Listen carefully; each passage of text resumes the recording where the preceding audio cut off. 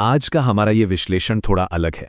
आज हम किसी चैप्टर, किसी एमसीक्यू या फिर करंट अफेयर्स की बात बिल्कुल नहीं करने वाले हैं। आज बात होगी मेहनत की, ईमानदारी की और उस सिस्टम की जिसने लाखों बच्चों का भरोसा पल भर में तोड़ दिया। रैंक सेतु एकेडमी द्वारा प्रस्तुत आज के इस अंक में हम नीट पेपर लीक के उस दर्दनाक सच को समझने की कोशिश करेंगे जो सिर्फ एक परीक्षा रद्द होने का मुद्दा नहीं है। ये उन लाखों छात्रों की कहानी है जिन्होंने 5-6 साल तक दिन रात एक कर दिया, अपने रिश्तेदारों को छोड़ा, हर फंक्शन छोड़ा, भयंकर स्ट्रेस सहा और फिर एक दिन उन्हें पता चलता है कि पेपर लीक हो गया। अगर मेहनत से ज्यादा पैसे और जुगाड़ जीतने लगे तो सबसे बड़ा नुकसान सिर्फ उन छात्रों का नहीं बल्कि पूरे देश का होता है। तो चलिए इस पूरी कहानी की गहराई में उतरते हैं। अब सबसे पहला सवाल तो यही उठता है कि अगर किसी ने नीट की परीक्षा दी ही नहीं तो उसे इस बात की परवाह क्यों होनी चाहिए। इतिहास गवाह है, जब सिराजुद्दौला मैदान में लड़ रहा था तो वह बिल्कुल अकेला था, बाकी सबको लगा कि उनका क्या बिगड़ रहा है। आज भी बिल्कुल वही स्थिति है। अगर एसएससी या फिर जेईई की तैयारी करने वाले ये सोचेंगे कि नीट वालों के साथ जो हुआ उससे हमें क्या फर्क पड़ता है, तो याद रखिए हमारे बटे रहने से सिर्फ और सिर्फ भ्रष्टाचार की जीत होती है। जब तक हर गलत बात के खिलाफ एक सुर में आवाज नहीं उठेगी, सिस्टम ऐसे ही हमारे भविष्य के साथ खेलता रहेगा। चलिए आगे बढ़ते हैं और देखते हैं कि यह मुद्दा कैसे एक बहुत गहरे मनोवैज्ञानिक और शारीरिक बलिदान से जुड़ा हुआ है। सेक्शन 1, सालों की कड़ी मेहनत और धोखा। एक सच्चे छात्र की यात्रा को जरा करीब से महसूस कीजिए। ये सिर्फ 1 या 2 महीने की बात नहीं होती। 8वीं और 9वीं कक्षा से ही एक छात्र का मानसिक आधार बनना शुरू हो जाता है। 11वीं और 12वीं तक आते आते फिजिक्स, केमिस्ट्री और बायोलॉजी पर अपनी पकड़ बनाने के लिए वो खुद को पूरी दुनिया से बिल्कुल अलग कर लेता है। शादी, ब्याह, रिश्तेदार, धूप, हवा सब छूट जाते हैं। फिर आते हैं ड्रॉप ईयर्स। राजस्थान जैसे राज्यों के तपते कोचिंग सेंटर्स में बंद कमरों में कुंडी लगाकर सालों तक चलने वाली एक खामोश तपस्या। 3 मई की भयंकर गर्मी में वो परीक्षा देने जाते हैं और अगले दिन एक आधिकारिक नोटिस आता है कि बड़े पैमाने पर पेपर लीक होने के कारण परीक्षा रद्द कर दी गई है। यह सिर्फ एक पेपर का रद्द होना नहीं है, ये 5-6 साल की उस अटूट मेहनत और उन मासूम सपनों की हत्या है। और सबसे महत्वपूर्ण बात यह है कि ये 16 से 18 घंटे की पढ़ाई आखिर करता कौन है? ये मेहनत वो निम्न और मध्यम वर्ग के छात्र करते हैं जिनके पास शायद कोई बहुत बड़े साधन नहीं होते, लेकिन उनके सपने बहुत बड़े होते हैं। वो अपनी दिन रात की इस मेहनत के दम पर अपने परिवार को गरीबी से बाहर निकालना चाहते हैं। ऐसे छात्रों के साथ जब ऐसा धोखा होता है तो वो दर्द, वो हताशा शब्दों में बयां ही नहीं की जा सकती। अब बात करते हैं एक बहुत ही अजीब सी विडंबना की। सेक्शन 2, सिस्टम का अजीबोगरीब पाखंड। जो सिस्टम दुनिया के सामने इतनी ईमानदारी का ढोंग करता है, उसकी असलियत क्या है? आइए देख। परीक्षा केंद्रों की सख्ती का आलम देखिए। अगर किसी छात्र को मेडिकल प्लास्टर लगाए तो उसकी भी बारीक जांच होती है कि कहीं इसके अंदर चीटिंग का कोई सामान तो नहीं है। नोज पिन, कड़े, चूड़ियां सब कुछ सेंटर के बाहर ही उतरवा लिया जाता है। इतनी भयंकर सख्ती। और वहीं दूसरी तरफ इस सिस्टम की कमजोरी देखिए। गेस्ट पेपर्स के नाम पर 120 से 150 बिल्कुल हूबहू सवाल पिछले दरवाजे से लीक कर दिए जाते हैं। एक तरफ एक ईमानदार छात्र को चेकिंग के नाम पर अपमानित किया जाता है और दूसरी तरफ पूरा का पूरा प्रश्न पत्र माफिया द्वारा आसानी से सर्कुलेट कर दिया जाता है ना? ये एक बहुत बड़ा मजाक। लेकिन क्या ये सब सिर्फ एक अदृश्य माफिया कर रहा है? जी नहीं। चलिए आगे बढ़ते हैं सेक्शन 3 की तरफ।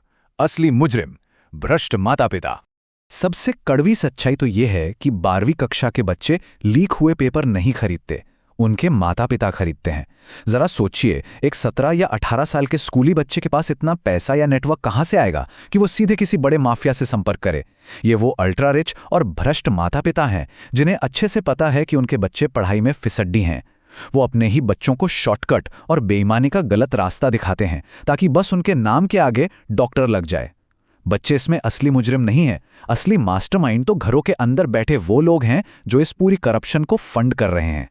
और ये आंकड़ा देखिए, 60 लाख रुपए, 10 लाख, 20 लाख, 50 लाख, यहां तक कि 60 लाख रुपए दिए जा रहे हैं सिर्फ और सिर्फ एक MBBS का टैग खरीदने के लिए। ये बेशर्मी की वो पराकाष्ठा है जहां पैसे के दम पर सच्ची योग्यता का सरेआम गला घोटा जा रहा है। अब एक बहुत बड़ा सवाल ये उठता है कि इस नकली योग्यता का अंतिम अंजाम क्या होगा? सेक्शन 4, समाज का खौफनाक भविष्य। इस पूरे भ्रष्टाचार का मूल्य समाज को कैसे चुकाना पड़ता है, जरा सोचकर देखिए। अगर कोई प्लम्बर, रिश्वत देकर या चीटिंग करके भर्ती हो जाए तो ज्यादा से ज्यादा क्या होगा? आपके घर की पानी की पाइप लीक होगी, कोई क्लर्क गलत तरीके से सिस्टम में आ जाए तो शायद कोई फाइल इधर उधर हो जाएगी। एक समाज के तौर पर हम इसे किसी तरह झेल लेंगे, लेकिन जरा सोचिए, अगर एक डॉक्टर चीटिंग करके आता है तो वो सीधे मरीजों की जान लेता है। अगर एक शिक्षक फर्जी तरीके से आता है तो वो आने वाली कई पीढ़ियों को बर्बाद कर देता है। इन दो पेशों में अगर भ्रष्टाचार घुस गया तो अगले 30 सालों के लिए हमारा देश अंदर से पूरी तरह खोखला हो जाएगा। इसी संदर्भ में एक रोंगटे खड़े कर देने वाली घटना सामने आती है। सोनीपत के मुरथल रोड के एक अस्पताल की एक डॉक्टर, जिसे दूरबीन से ऑपरेशन करना बिल्कुल नहीं आता था, उसने एक मां का गलत ऑपरेशन कर दिया। अपनी गलती छिपाने के लिए एक और ऑपरेशन किया और अंततः उस मरीज की तड़प तड़प कर जान चली गई। और सबसे भयानक बात पता है क्या थी? उस डॉक्टर ने उन अनाथ हुए बच्चों से कहा, तुम्हें अपनी मां की कमी तो महसूस होगी, पर कोई बात नहीं, मैं तुम्हें खाना बना के भिजवा दूंगी। ये कोई मनगढ़ंत कहानी नहीं है, ये उस असंवेदनशीलता और अयोग्यता का जीता जागता खौफनाक प्रमाण है जो चीटिंग और फर्जी डिग्री से आती है। तो इस पूरी कहानी का निचोड़ ये है कि एक पेपर लीक का असली शिकार सिर्फ वो छात्र नहीं है जिसका हक मारा गया। उसका अंतिम शिकार कल का वो लाचार मरीज है जो किसी फर्जी डॉक्टर के हाथों अपनी जान गंवाएगा। इसीलिए चाहे किसी ने नीट की परीक्षा दी हो या ना दी हो, भविष्य में हम सबको इन फर्जी डॉक्टर्स का सामना किसी न किसी अस्पताल में करना ही पड़ेगा। इस भयानक भविष्य से बचने का रास्ता आखिर क्या है? चलिए अपने अंतिम खंड की ओर बढ़ते हैं। सेक्शन 5, कड़ी सजा और बहिष्कार। इस सड़े हुए सिस्टम को ठीक कैसे किया जाए? अब कुछ लोग अक्सर ये तर्क देते हैं कि परीक्षाओं को ऑफलाइन की जगह ऑनलाइन कर दी जानी चाहिए, लेकिन सच बताऊं, ये एक बहुत ही झूठा समाधान है। लोगों को लगता है कि इससे फिजिकल पेपर लीक रुक जाएगा, लेकिन असलियत तो ये है कि ऑनलाइन परीक्षाओं में तो पूरे के पूरे सर्वर और सेंटर ही हैक कर लिए जाते हैं। माध्यम चाहे जो भी हो, जब तक नीयत खराब है और सिस्टम में छेद हैं, भ्रष्टाचार अपना रास्ता कहीं ना कहीं से निकाल ही लेता है। तो फिर इसका असली समाधान क्या है? इसका समाधान बहुत ही साफ है। पेपर लीक माफिया के खिलाफ ऐसे सख्त और खौफ पैदा करने वाले कानून बनने चाहिए कि कोई ऐसा करने की सोचने से भी कांप उठे। उन माता पिता का पूर्ण सामाजिक बहिष्कार होना चाहिए जो पेपर खरीदते हैं। और सबसे अहम बात, न्यूज़ चैनल्स पर पकड़े गए इन मुजरिमों के चेहरे ब्लर करना यानी धुंधला करना तुरंत बंद होना चाहिए।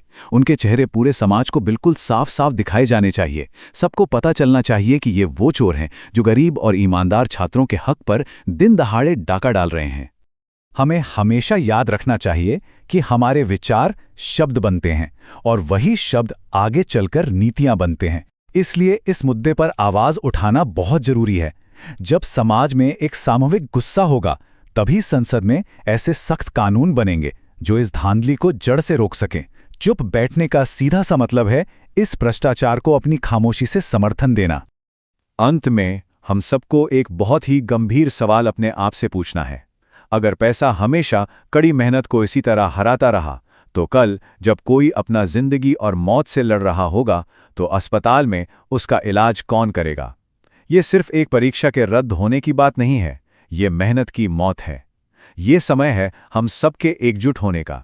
रैंक सेतु अकेडमी हमेशा सच्ची योग्यता और मेहनत के लिए रैंक की ओर आपका मजबूत सेतु बनकर खड़ी रहेगी। इस विश्लेषण के माध्यम से इस कड़वी सच्चाई को सबके सामने लाना ही हमारा मकसद था। सोचने का समय अब खत्म हुआ, अब समय है जागरूक होने का और आवाज उठाने का।